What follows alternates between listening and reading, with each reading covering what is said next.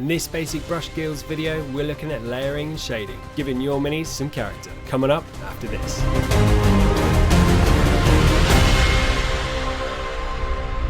How's it going, guys and girls? Welcome back to Burnt Acrylic Painting. My name is Graham and welcome to the third episode of Basic Brush Skills, where we're looking at shading and layering. For those who haven't seen these videos before, Basic Brush Skills is a series of videos to help you up your painting game. In the first two videos we've covered priming and base coating, and if you haven't seen those two videos already, I'll add a link to the playlist below.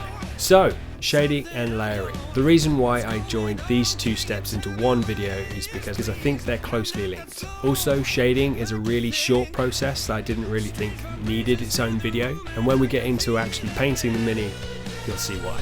Let's start with shading. What is it? So a shade is sometimes known as a wash, and all that is a really diluted pigment you use to darken the recesses of your mini, upping the contrast of the overall piece. It's really easy, it's really simple, and basically you just slap it on with a big brush. I'll go through a little bit more of a refined way to use shades in this video. If you're doing a lot of minis at one time, it can be advantageous to just use one shade colour across the whole board. If you're doing that, the one tip I'd say is just to be careful not to get like a coffee staining from the wash drying in areas you don't want, say like on flats of the armour and things like that. So when you put your wash on, just manipulate it around in places where you don't want while it's still wet. Layering is basically the opposite, so you're layering up lighter colours than your base coat. Check out my video on base coating. And upping the highlights, accentuating the contrast. Think of it as the opposite of shading. So with that said, let's get into it. So the first thing you want to do after your base coat stage is to shade the model. In this case, what I'm going to do is a little bit more than just slapping it on. How to control your wash colours a little bit easier. So I'm using different colours for different areas. For the armour, I'm using a brown wash. For the cloth, I'm using a flesh wash. The blue cloth, I'm using a blue wash. Red, I'm using red, and so on and so forth. So what I do is take a little bit of flow improver and water, and exactly like how I thin my other paints. You can have them on your wet palette, but in this instance I just had them on my lid. And I'll take a little bit of the wash colour to thin it down about 50-50, and then build up your shades with that. Doing this just gives you a little bit more control using your shades. Does it take a little longer? Yes it does, but I think the results are well worth it. Also, you can control certain areas, so if you want a recess to be really dark, you do more layers. If you want something to be a little lighter but still shaded, you do less layers. It gives it that little bit more of a dynamic look. Remember, miniature painting is all about contrast. When you're 3 foot away, you're not going to notice things that are realistically painted, so you want to boost that contrast up. This makes your miniatures pop a little bit more on the tabletop. So with washes, I just use this principle across the board on all the colours. Just going around the mini, shading all of the recesses. Now once you've done that, let the washes dry. You don't want to paint over a wet miniature. If you do, basically your wash or your paint will rip and you'll get a horrible looking texture, which is bad. Because your shades are thinned, and it sounds funny to say, but they are quite a wet paint. If you do make a mistake, just take your finger and wipe it away. It's easy as that. It's not going to leave any marks or smudging or anything like that. And once your washes are dry, it is on to the layering.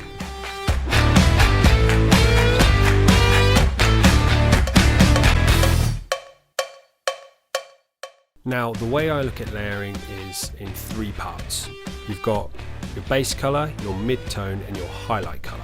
So with this 3-step process, you've already done the first part with your base coats and your shades. That is your base colour.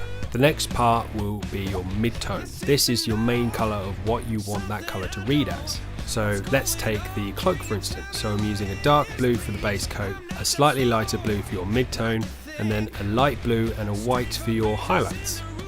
So with this mid-tone, you want to find those raised areas where the light's going to hit it. Not quite the edges, but all the parts that aren't recessed. Remember, you don't want to cover the whole area of what you're painting. Leave some room for your base colour and your shades.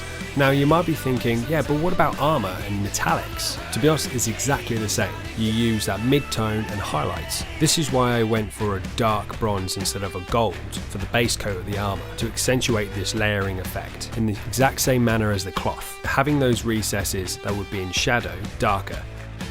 Now that your midtones are done, the last bit is your highlights. And obviously you've got your normal highlights and then you've got edge highlights. I'm going to include both in this layering process because it is that final step of layering in my mind. If you want to do this, the best thing to do is use harmonious colors. What is a harmonious color? Basically, it is a color on the color wheel that is next to the color that you're using. So if you're using red, like on this part of the cloth, I'm using orange to highlight it. That keeps the colour vibrant without muting it. So adding white to colours is useful for one thing, and adding a harmonious colour is useful for other things. Things like cloaks and material is really good practice for this sort of technique. Because there's a lot of folds and creases, it's really easy to pick out where you want those midtones and highlights and recesses. And don't worry if it's quite blocky at this stage.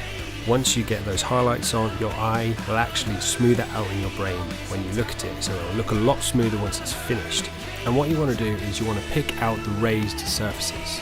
And when you apply the paint, you just want to pick out those raised bumps and peaks of what you're painting, using the edge of the brush to pick out those edges.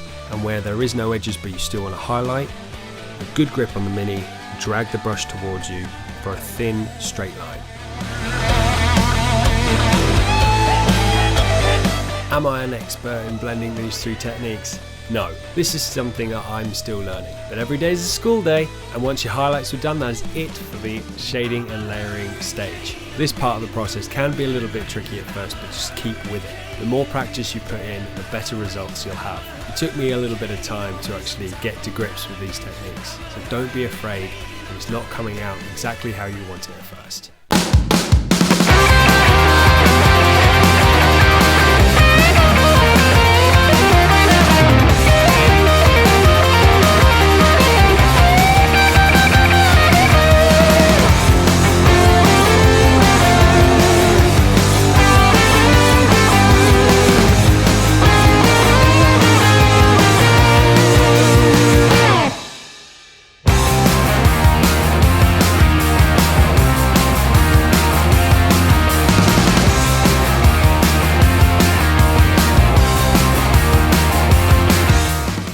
So that is it for another video from me at Burnt Aquila Painting. Thanks for checking it out and watching all the way to the end. If you're liking this little series of basic brush skills, let me know in the comments. If you haven't already, like and subscribe and hit that bell to get all the notifications from all the videos that I do in the future. Just want to say a massive thank you to all my subscribers. You guys are awesome. And if you have any friends that are into the hobby as well that might enjoy the videos, share with them. But alas, that is all from me. Have a good one out there, guys. Peace!